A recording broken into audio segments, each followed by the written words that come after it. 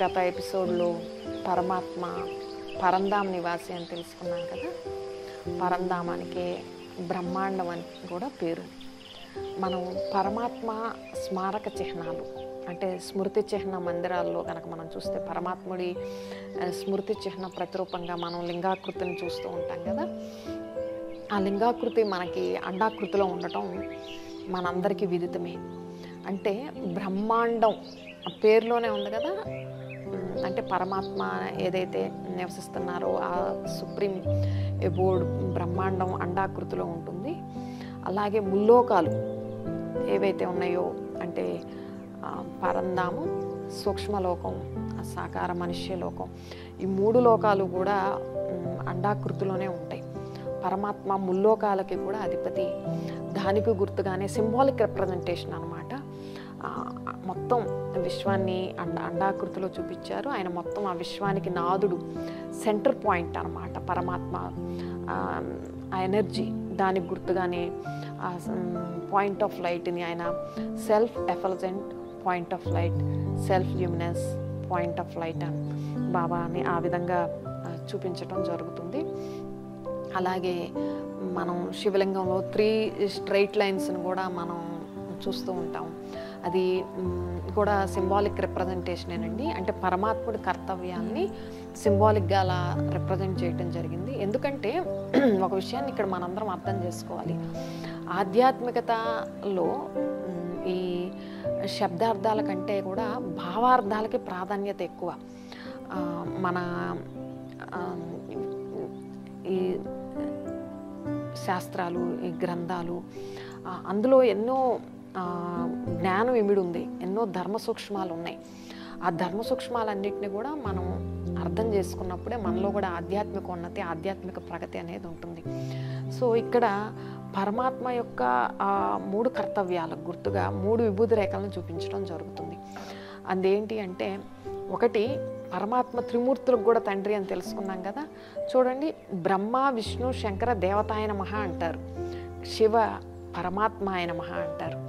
బ్రహ్మదేవతాయ నమః, విష్ణుదేవతాయ నమః, శంకర దేవతాయ నమః అంటారు. కానీ శివుడి దగ్గరికి వచ్చేటప్పటికి పరమాత్మాయ నమః అంటారు. అంటే శివ పరమాత్మ ఈ ముగ్గురు ద్వారా 3 దివ్య కర్తవ్యాలను చేయించిన దానికి గుర్తు. బ్రహ్మ ద్వారా సత్య యుగము, సత్య ధర్మం యొక్క స్థాపన, అంటే రైటియస్ వరల్డ్ ఎస్టాబ్లిష్మెంట్ అన్నమాట. అలాగే శంకరుడి ద్వారా కలి తమోగుణం యొక్క అంటే అధర్మం యొక్క వినాశనం. అలాగే రాబోయే సత్యయుగం యొక్క పాలన మరి శ్రీ మహావిష్ణువు ద్వారా పరమాత్మ చేయిస్తూ ఉన్నారు. దానికి గుర్తుగానే మరి పరమాత్ముడు ఆ 3 దివ్య కర్తవ్యాలని షార్ట్ ఎబ్రివేషన్ ఫామ్లో GOD గాడ్గా కూడా మనం వ్యవహరించడం జరుగుతుంది. అంటే generator, operator and destroyer. Generation of golden aged world, destruction of old vicious world, and the sustenance of the golden aged world through Mahavishnu. So ఇదంతా కూడా సింబాలిక్ రిప్రజెంటేషన్గా మరి అభివ్యక్తం చేయడం జరిగింది. అలాగే పరమాత్మ స్వరూపం మనకి ఆయనకి హ్యూమనాయిడ్ ఫామ్ లేదని తెలుసుకున్నాం కదా. పరమాత్మ అందరికీ తండ్రి.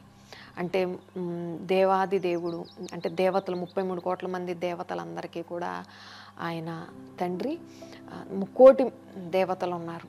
కానీ పరమాత్ముడి దగ్గరికి వచ్చేటప్పటికి మనం భగవంతుడు ఒక్కడే అంటున్నాం, గాడ్ అంటాం. కానీ గాడ్స్ అని అనట్లేదు కదా, పరమాత్ముడు అంటున్నాం. కానీ పరమాత్ముళ్ళు అని అనటం లేదు.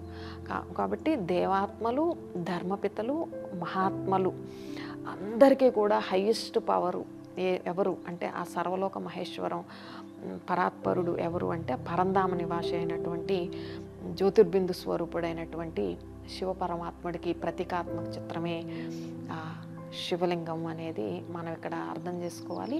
అటువంటి పరమాత్మ నిజ స్వరూపం, జ్యోతిర్బిందు స్వరూపాన్ని మనం యథార్థంగా జ్ఞాపకం చేయటమే నిజమైనటువంటి యోగ సాధన. ఈ యోగ సాధనతోనే మానవుడు అంతమతే సోగతి అంటారు. అంటే అంతిమంలో అంటే మనం జీవితాంతం ఏ సాధన అయితే చేస్తామో ఆ సాధనే అంతిమ గడియల్లో మనిషికి గుర్తుకొస్తూ ఉంటుంది.